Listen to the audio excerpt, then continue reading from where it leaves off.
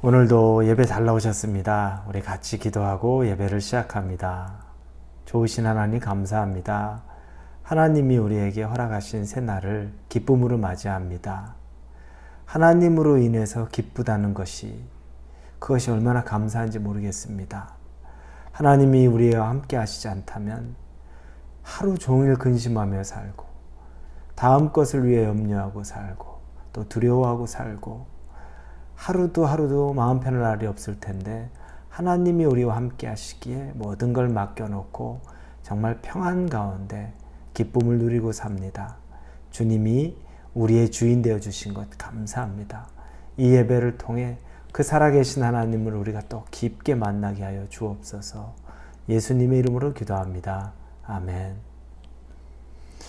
오늘 말씀은 시편 15편입니다. 시편 15편 13절에서 16절까지입니다. 시편 15편 13절에서 16절입니다. 시편 15편 13에서 16절입니다. 찾으셨으면 우리 같이 한 목소리로 읽겠습니다. 마음의 즐거움은 얼굴을 빛나게 하여도 마음의 근심은 심령을 상하게 하느니라. 명철한 자의 마음은 지식을 요구하고 미련한 자의 입은 미련한 것을 즐기느니라. 고난받는 자는 그날이 다 험악하나 마음이 즐거운 자는 항상 잔치하느니라. 가산이 적어도 여호와를 경외하는 것이 크게 부하고 번뇌하는 것보다 나으니라. 우리는 과거, 현재, 미래 중에서 어떤 생각을 가장 많이 하고 살까 이런 생각을 좀 해봤습니다. 사람에 따라 좀 다르긴 할 겁니다. 그런데 어떤 사람은 과거에 집착하고 살고 또 어떤 사람은 오늘이 중요하다고 해서 오늘을 살고 어떤 사람은 미래를 꿈꿔야 됩니다 라고 해서 미래에 초점을 맞추고 삽니다. 사람에 따라 다를 수는 있겠지만 그런데 보편적으로 많이 생각을 해보니까 그래도 사람들이 많이 생각하는 것은 미래에 대한 생각을 많이 합니다. 미래에 대한 생각을 한다는 전제는 나 미래에는 불행할 거야, 힘들 거야, 미래에는 좀 괴로울 것 같아 라는 생각보다는 그래도 현실은 조금 지금은 어렵더라도 미래에는 좀 나아지지 않을까, 지금 당장은 좀 괴로워도 나중에는 좀 편안해지지 않을까라는 희망 섞인 미래를 많이 생각을 합니다. 왜냐하면 지금의 삶을 조금 이렇게 피하고 싶은 마음도 있고 또 지금 좀 고난 가운데 있어도 잘 준비하면 미래는 많이 열릴 거라는 그런 소망을 담고 싶은 사람들의 마음이 있기 때문에 그럴 겁니다. 그런데 미래는 그냥 만들어지는 건 아닙니다. 미래는 오늘이라는 현재라는 시간이 쌓여야 만들어지는 것이 미래입니다. 아름다운 건물이 있습니다. 요즘에 이 샌디에고에도 주변에 집을 참 많이 짓습니다. 그런데 그 집이 단 하루 만에 다 지어지지는 않아요. 이렇게 길가에 지나가다 보면 또 요즘은 아이들 학교를 안 가지만 아이들 학교를 통학시키고 이렇게 할 때 가다 보면 차를 타고 가다 보면 집이 매일매일 큰 변화가 있는 것 같지는 않아요. 그냥 거의 비슷해 보여요. 그런데 어느 순간 지나고 나니까 변화가 눈에 띕니다. 매일매일은 잘 모르겠는데 그게 한 달, 두 달 되고 나니까 그제서야 변화가 눈에 띄고 그리고 몇 개월 지나고 나니까 집 한 채가 새로 들어서는 걸 봅니다. 아주 멋진 집이에요. 처음에는 정말 나무 이 밑바닥 흙부터 고르는 작업을 하고 다음 날에 조금 나무 기둥이 올라가고 그러는 것 같더니 그렇게 신기하게 집이 지어집니다. 몇 개월 후에 지어지는 집은 몇 개월 전부터 하루하루 정해진 일에 따라서 그 진도가 나가는 것에 따라서 그런 과정을 거쳐서 지어진다는 겁니다. 그런 생각을 해보면 오늘 하루가 사실은 가장 중요하다는 생각을 합니다. 오늘이 없으면 내일, 미래 이렇게 특별한 것 될 일은 별로 없습니다.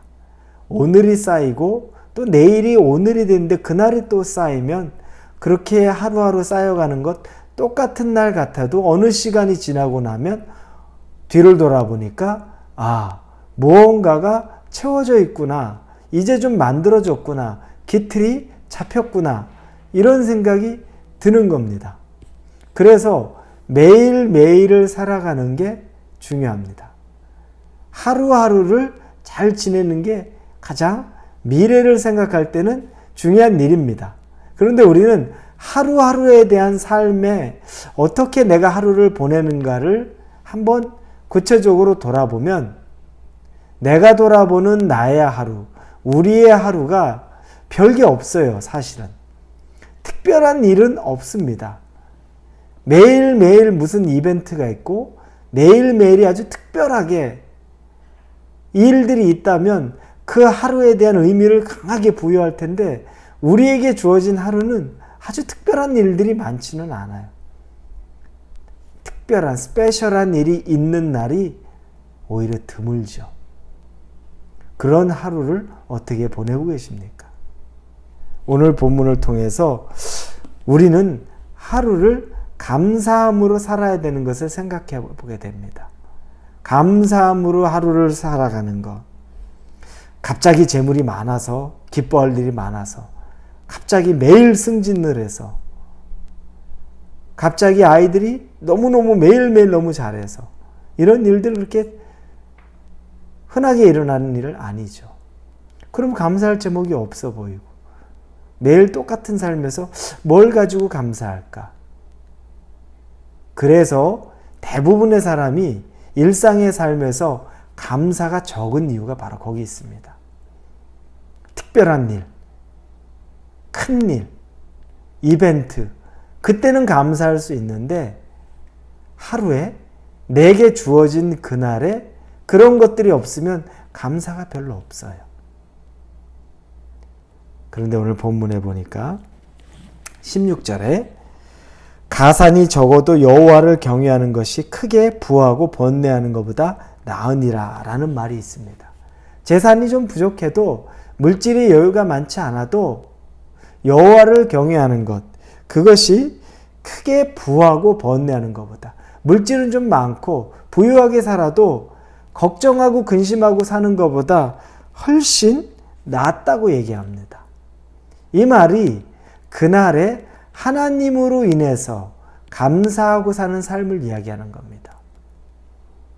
하나님이 보이지 않으면 우리 눈은 전부 다 내 현실밖에 안 보입니다. 그러니 내 현실에서 특별한 게 없으면 별거 없는 일이지. 그날 그냥 그렇게 정신없이 보낸다. 바쁘게 보낸다. 또 스트레스 받으면서 보낸다. 그렇게 지낼 것뿐이 없을 겁니다. 그런데 실상은 또 많은 것이 우리 앞에 있어도 이게 계속 유지될 것인가? 내가 지금 가진 것을 언제까지 또 이걸 가지고 살 수 있을 것인가? 이런 괜한 걱정을 또 합니다. 없을 때는 없다고 걱정하고 생겨나면 그거 얼마나 우리가 유지할 수 있을까? 이 걱정을 하고, 그러니까 걱정이 걱정을 만들어냅니다. 하나님을 중심에 모시지 않고 하나님 자체에 그분에게 초점 맞추지 못하면 이런 일들은 계속 우리를 이끌어가게 돼 있는 사실입니다. 그래서 그 말씀이 16절에 가산이 적어도 여호와를 경외하는 것이 크게 부하고 번뇌하는 것보다 나으니다 라고 말합니다. 하나님으로 인해 그날을 감사하고 사는 삶이 특별한 아주 큰일, 해프닝, 이벤트, 스페셜 띵이 없어도 감사의 제목이 된다는 겁니다. 하나님 감사합니다. 우리 시작 기도할 때 하나님 감사합니다. 새날을 주셨네요. 우리 가족을 주셨네요. 또 이렇게 일할 수 있는 것을 주셨네요. 이 귀한 음식을 주셨네요. 생각해 보면 너무너무 감사합니다. 이 고백에서부터 우리는 하루를 정말 감사로 지내는 겁니다. 그런 사람들이 15절에 보면 결국 어떻습니까? 두 종류의 사람 나오죠. 고난받는 자는 그날이 다 험악하나 마음이 즐거운 자는 항상 잔치하느니라. 그래서 마음이 즐거운 자는 매일매일이 특별한 일이 없는데도 감사가 끊이지 않아요. 감사할 것이 얼마나 많은지 몰라요. 감사합니다, 하나님. 이게 끊어지지 않아요. 그런데 반대로 고난받는 자는 그날이 다 험악하다고 말합니다. 근심으로 가득한 사람, 그날이 험악해. 얼굴이 한 번도 웃을 일이 없어요. 누가 봐도 무슨 일이 있어? 아니요, 별거 없는데요. 근데 얼굴이 왜 그래? 아니요, 별거 없는데. 그냥 그날이 그날이에요. 하나님 모시고서, 하나님 의식하고서, 하나님과 함께하는 삶과 그렇지 않은 삶은 얼굴만 봐도 아는 거죠. 얼굴만 봐도 정말 힘들어 보인다라는 생각을 할 수밖에 없습니다. 13절에 마음의 즐거움은 얼굴을 빛나게 하여도 마음의 근심은 심령을 상하게 하느니라. 이렇게 될 수밖에 없는 거죠. 마음의 즐거움은 얼굴을 빛나게 합니다. 하나님과 함께하는 하나님 감사합니다. 이 고백을 한 번만이라도 그날 외쳐본다면 일어나서 하나님 감사합니다. 오늘도 새날을 주셨네요. 잠결인데도 이 말씀을 여러분이 외치고 시작한다면 벌써 우리 안에는 감사로 시작하는 거예요. 형식적인 것 같아도 형식적인 거 안에 우리의 마음이 담겨져 있어요. 그런데 눈을 뜨기가 무섭게 아휴 진짜 오늘 지겹다. 오늘 어떻게 또 시작하지? 여러분 암담하죠. 너무 두 가지 날. 그 하루를 그렇게 보내는 사람, 감사로 보내는 사람이면 다음 날이 돼도 감사할 확률이 너무너무 높아져요. 그 감사가 쌓이면 미래가 되면 축적된 감사, 습관화된 감사, 감사가 늘 채워지는 감사, 감사의 건물이 쌓여져 가는 거죠. 그런데 오늘 하루 감사하지 못하면 내일도 감사하기 힘들어요. 그러면 미래에 감사는 없어요. 끝없는 근심이요. 끝없는 걱정이요. 끝없는 두려움과 노여움 속에 살게 되고 지배받는 삶을 사는 겁니다. 오늘 하루 여러분 어떻게 사시겠습니까? 감사함으로 여러분의 얼굴이 빛나게 그리고 여러분이 잔치와 같이 사시겠습니까? 아니면 두려움으로 근심으로 심령으로 마음을 상하게 하면서 얼굴이 어두워져서 그날이 다 험악하게 하루를 사시겠습니까? 그건 여러분이 뭘 붙잡고 사느냐입니다. 하나님을 붙잡고 살면 감사가 생각납니다. 감사밖에 할 게 없어요. 하나님 붙잡지 못하면 눈에 보여지는 거, 그냥 일상적인 거, 스트레스, 염려, 근심 붙잡고 살겠죠. 오늘 하루 하나님을 단단히 붙잡고 사는 저와 여러분 되길 바랍니다. 그러면 반드시 감사할 수 있습니다. 감사하게 됩니다. 하나님에게 집중하는 순간에 감사는 반드시 우리 마음 깊은 곳에서부터 우리 입술을 통해 터져나올 겁니다. 하나님 감사합니다. 음식 한 끼를 먹는데도 하나님 감사합니다. 이 좋은 음식을 나에게 주시니 감사합니다. 식탁에서 자녀들과 같이 하는 기도 가운데 하나님 감사합니다. 우리 가족에게 이렇게 오늘 하루를 지낼 수 있게 해주시니 감사합니다. 무엇이 더 부럽겠습니까? 무엇이 더 찾아지겠습니까? 그날의 감사가 있으면 그걸 우린 촉합니다. 그 감사가 있는 오늘 하루를 사시는 저와 여러분이 되기를 주님 이름으로 축원합니다. 기도합니다. 하나님, 하나님으로 인해 하나님을 경외하며 하나님을 또 기뻐하며 감사하며 사는 하루 되게 하여 주옵소서. 우리의 얼굴빛이 어두워져서 근심하며 우리 마음이 상해서 사는 것이 아니라 활짝 빛나는 얼굴로 하나님의 말씀하시는 13절, 15절, 16절의 말씀과 같이 우리 안에서 빛이 나고 즐거움 있고 기쁨 있는 삶을 살도록 우리와 동행하여 주옵소서.